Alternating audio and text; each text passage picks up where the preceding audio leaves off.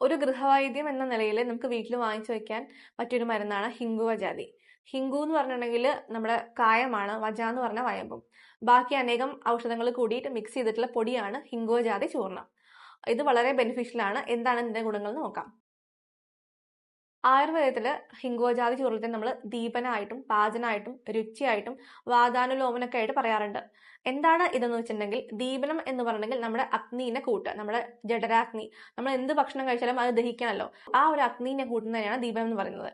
അപ്പം ഈ ഹിങ്കോജാതി ചൂർണം നമുക്ക് രുചിയില്ലായ്മ, വിശപ്പില്ലായ്മ എന്നീ കണ്ടീഷൻസിൽ കൊടുക്കാം. അടുത്ത് പാചനം എന്ന് പറഞ്ഞിട്ടുണ്ടെങ്കിൽ നമ്മൾ കഴിച്ച ഭക്ഷണത്തിനെ ദഹിക്കാതെ കിടക്കുന്നുണ്ടെങ്കിൽ അതിനെ ദഹിപ്പിക്കാൻ ഹെൽപ്പ് ചെയ്യുക എന്നുള്ളതാണ്.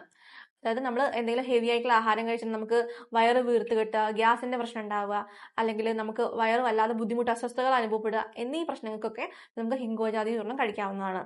അതേപോലെ വാതാനുലോമനം, നമുക്ക് ഇടയ്ക്കിടയ്ക്ക് ഈ ഒരു കീഴ്വായു ശ്വാസം പോവുക, അങ്ങനത്തെ പ്രശ്നങ്ങളൊക്കെ ഉണ്ടാവുന്ന അവസ്ഥകളിലും നമുക്ക് ഹിങ്കോജാതി ചൂർണം വളരെ ബെനിഫിഷ്യൽ ആണ്.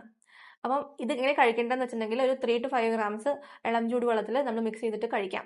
പുളിച്ചു കയറ്റൽ, നെഞ്ചെരിച്ചിൽ പോലുള്ള പ്രശ്നങ്ങൾക്ക് പുറമെ നമ്മൾ മൂത്രസംബന്ധമായ പ്രശ്നങ്ങൾക്കും ഹിങ്കോജാതി ചൂർണം വളരെ നല്ലതാണ്.